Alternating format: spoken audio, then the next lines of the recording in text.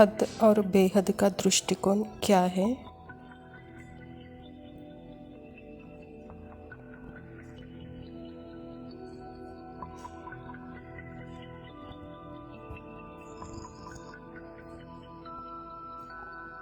यह पूरा ड्रामा बना हुआ ही है इन दोनों दृष्टिकोण के बीच में इंटरैक्शन से।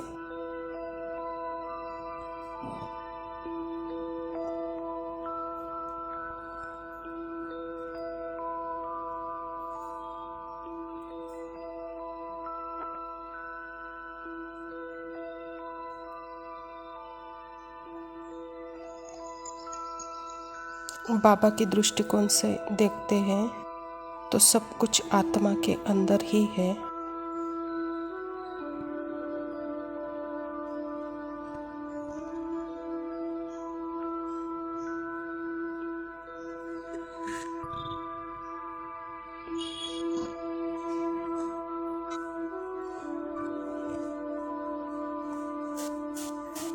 और जब हद के दृष्टिकोण से देखते हैं तो सब कुछ ह्यूमन माइंड के बाहर है।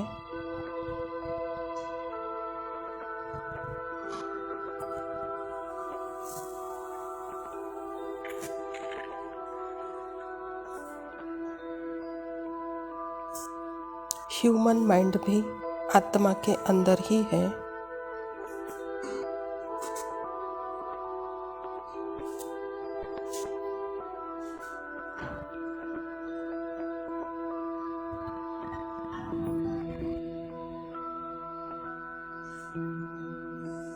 जब हम माइंड के साँचे से देखते हैं तो अपना सत्य बहुत दूर दिखाई देता है।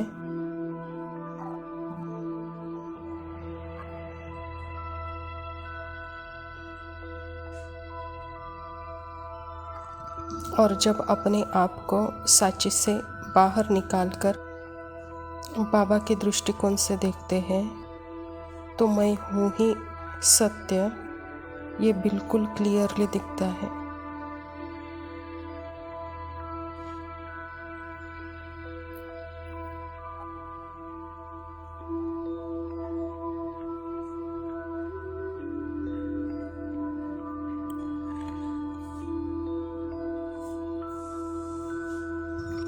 यह है हद और बेहद के दृष्टिकोण की रियलिटी।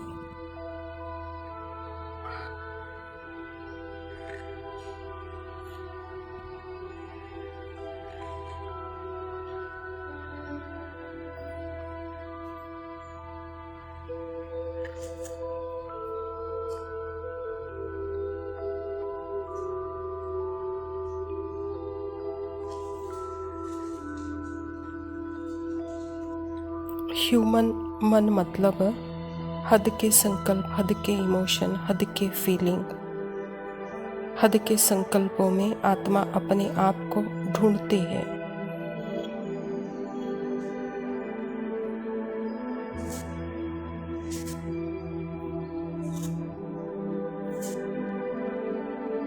तभी तो बाबा कहते, बच्चे देखो तुम्हारे लिए एक और नई दुनिया है, उसको शांति धाम कहते हैं।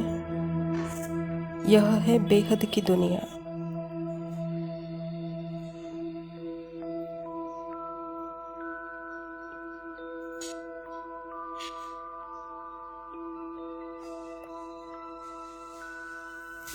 बाबा कहता, बच्चे तुम्हारे अंदर यह पॉसिबल है कि तुम मन बुद्धि के द्वारा मैटर की एनर्जी को इंटरैक्ट करते हो। हाईएस्ट पार्ट और लोएस्ट पार्ट भी प्ले कर सकते हो।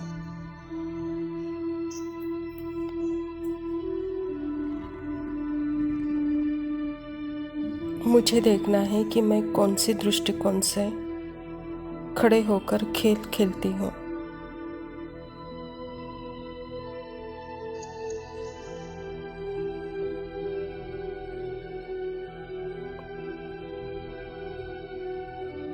जब आत्मा बेहद मन बुद्धि से इंटरैक्ट करती है तो एक वर्ड है, एक दुनिया है।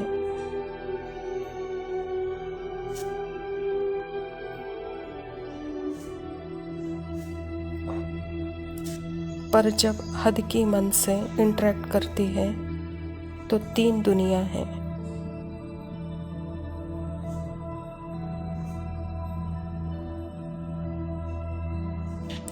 संगम युग में हमारे लिए 2 ऑप्शंस है। बाबा ने जैसे हमारे लिए चॉइस रखी है।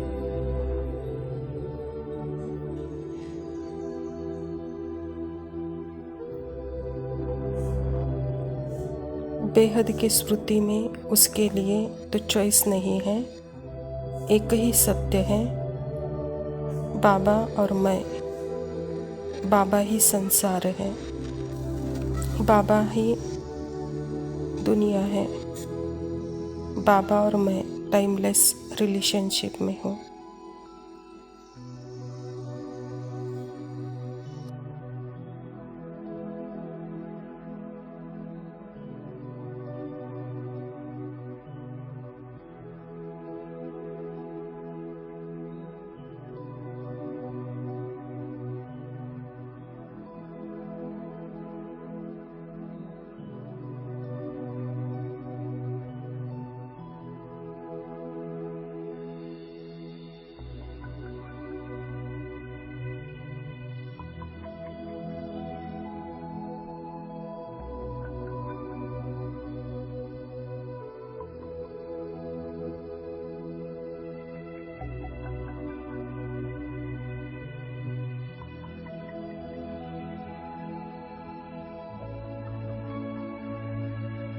ओम शांति।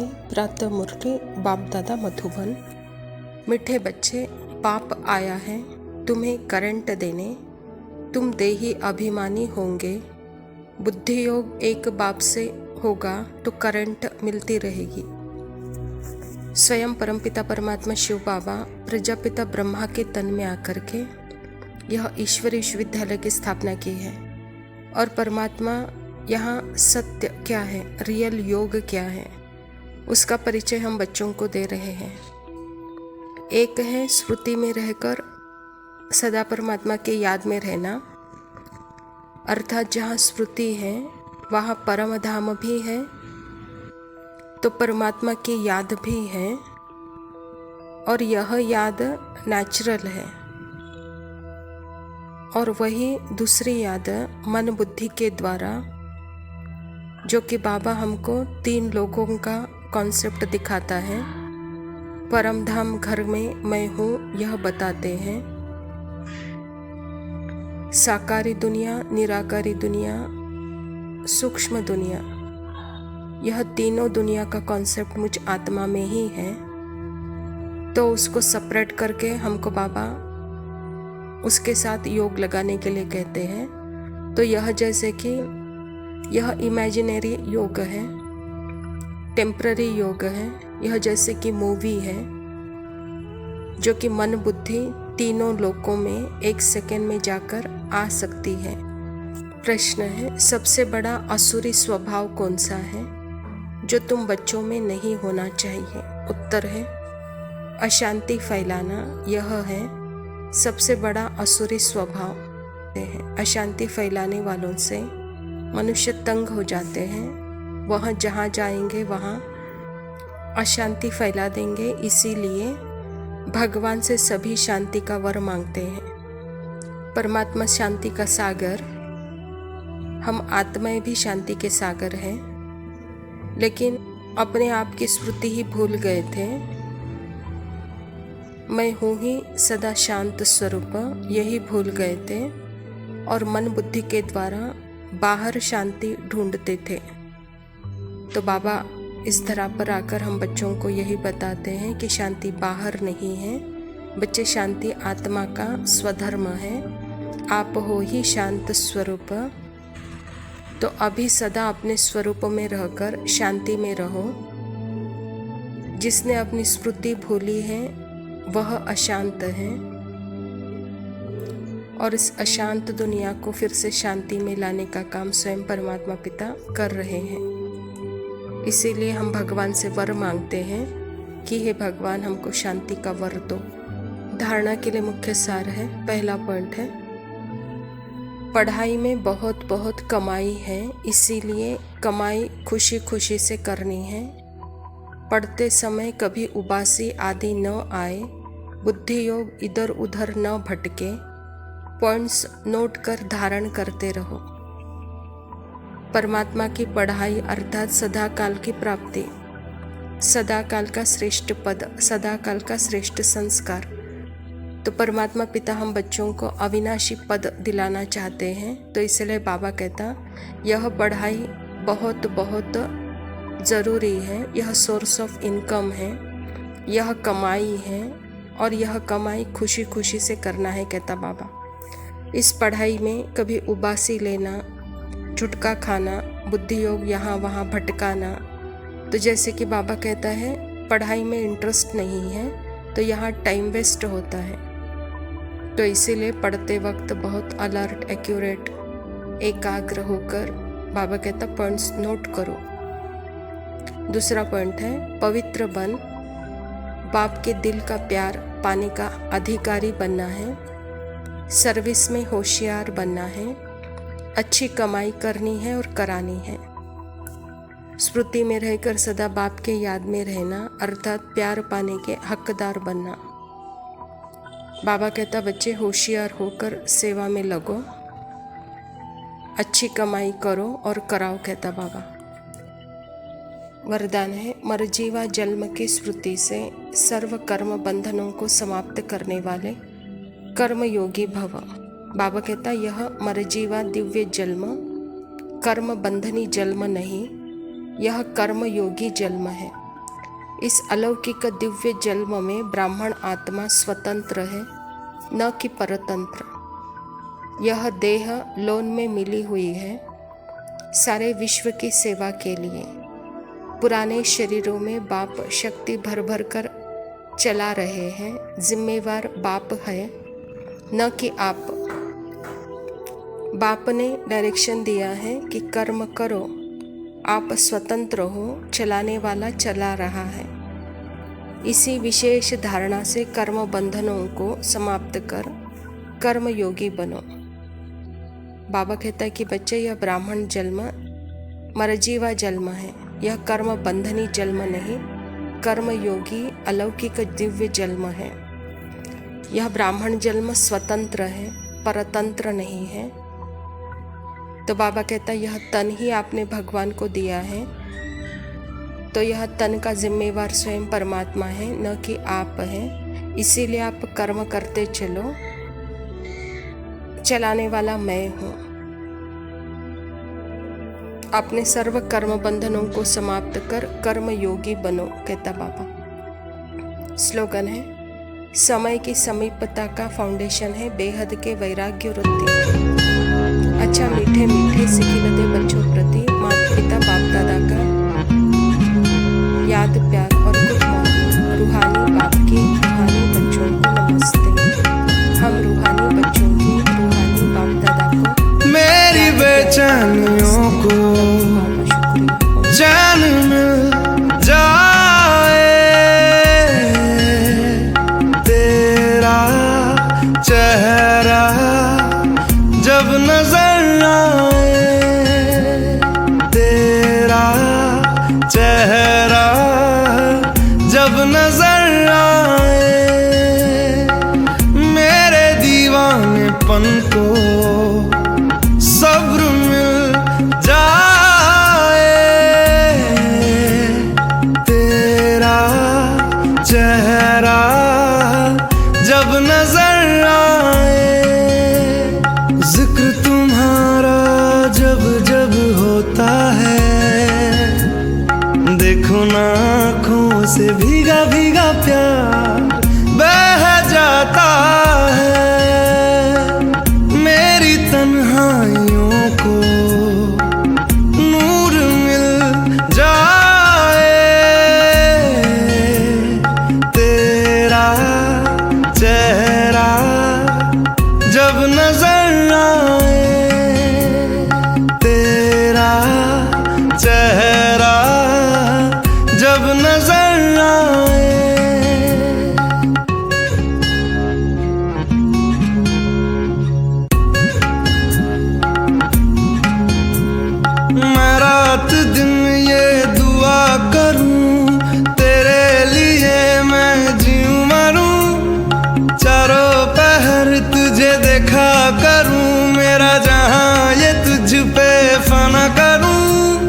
जिक्र तुम्हारा जब जब होता है, देखो ना होठों पे तेरा एहसास रह जाता है। मेरे हर रास्ते को मंजिल मिल जाए, तेरा चेहरा जब नजर आए, तेरा चेहरा जब नजर आए।